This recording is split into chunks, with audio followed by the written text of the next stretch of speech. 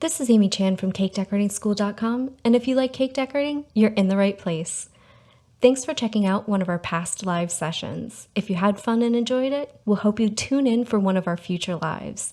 And remember, if you're one of our paid members, you can watch these and all the rest of them anytime on your platform. Right? So nice, firm pressure right above the surface of the cupcake. Nice, big, fat line. And as I get to the bottom, I'm going to start tapering off my pressure. So it's kind of like a comma, right? And then I'm going to do the same thing the opposite direction.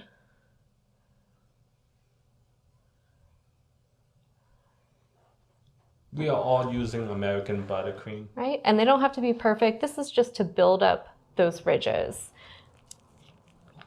And I found it was easiest when I was practicing. I did this a few different ways to actually then start at the bottom, right, where the buildup of buttercream is smaller, and go to the top on the next round. So I'm just going to do successive rounds, right, overlapping a little bit each time so I get those nice little ridges in my pumpkin.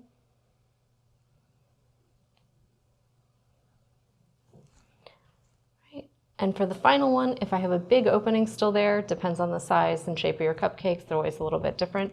Sometimes it just needed one, but sometimes it needed two. So just do whatever it requires to fill that space. And you get a nice little pumpkin shape, right? To finish them off, I used some green. And so I have a nice either number 5, number 7 tip, something with a nice size opening, but not quite as big as what you're using for your pumpkin.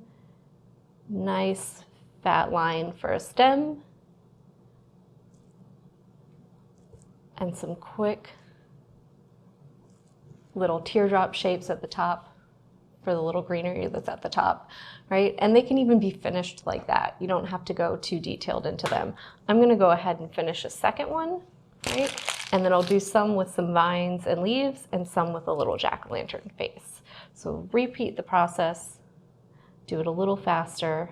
I'm gonna try holding it up so that hopefully it's a little easier for everyone to see.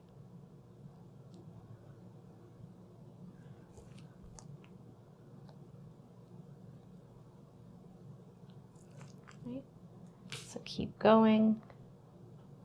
Working my way in, right to the center. I'll go ahead, finish off the top. Thanks for the hearts, everyone. See those out of the corner of my eye. And we're ready, right, to decorate. So if all I'm gonna do are some vines and leaves, I'm just gonna switch my bag over to something small, like a number 1 or 2 for the green. And for anyone who's wondering, I made my green today with a lot of royal blue and a little bit of lemon yellow. So more blue than yellow will give you that nice kind of forest green color. Right? So I have a nice kind of thin line, and my buttercream is just a little cold, so I'm hoping it'll behave. I'm just gonna let it curly Q out of the bag however it kind of wants to, right? So just letting it curl and do its natural little thing and giving it a little help will give you a lovely little kind of pumpkin-y vine. These also would be good for a little, I don't know, Cinderella themed party as well. And I'm gonna switch it over to my number 352 leaf tip, right? I like the V-shaped leaf tips, but you can use any style. That's up to you. Whatever you prefer. Right. And I'll go ahead and give it a few leaves. And we have a perfect little fall pumpkin. Right. Now, if I want to make a jack-o'-lantern, I think the easiest thing to do is just use a little fondant or gum paste. I've got some pre-colored black already rolled out just because that's kind of boring for everyone. And I'm going to use this to decorate a little face on this guy. So I'm going to start with a circle. So I want a cutter that when I cut out the smile, I know it's going to fit on my cupcake. So just make sure you don't grab something that's too big. I'm going to go ahead and cut out a circle.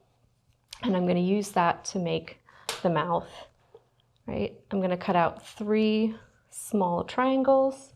Oh, grab my little toothpick here. Anytime I'm using the tiny aspect cutters, right? Those are those little tiny shapes. I always keep something small on hand because sometimes the pieces like to stick in there, right?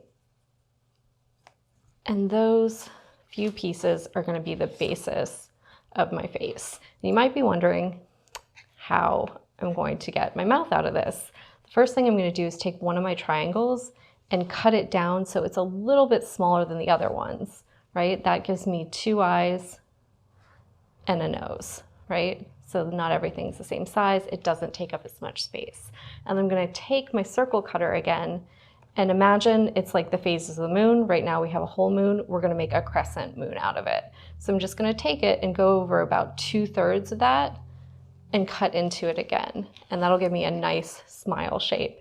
And that's an easy way to get a smile without having to go in with an X-Acto knife, which I find sometimes quite tedious to try and cut out all those shapes. And then if I want to give it teeth, usually aspect cutter sets come with certain things like spades and clubs. So it has that little square shape.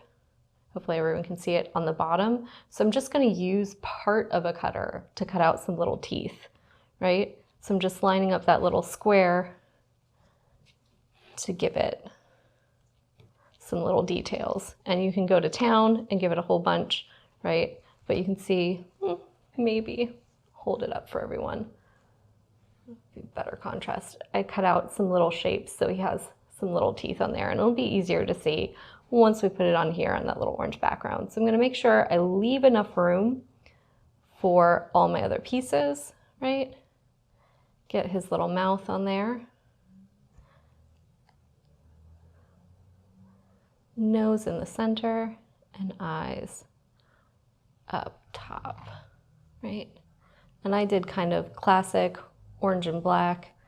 You can always do different fun color combinations, but that's an easy way to get fun jack-o'-lantern cupcakes for Halloween. You can go in too and highlight some areas with yellow. You could do other fun color combinations like purple and yellow, green, whatever makes you happy for Halloween. If you enjoyed this video and you'd like more about the cake decorating materials and equipment we use, or just some inspirational videos about cake decorating itself, you can follow us on Insta or YouTube at Cake Decorating School. If you'd like to know more about yearly membership and what it entails, you can go to www.cakedecoratingschool.com for more information. And if you're interested in these products, you can check the links in the description.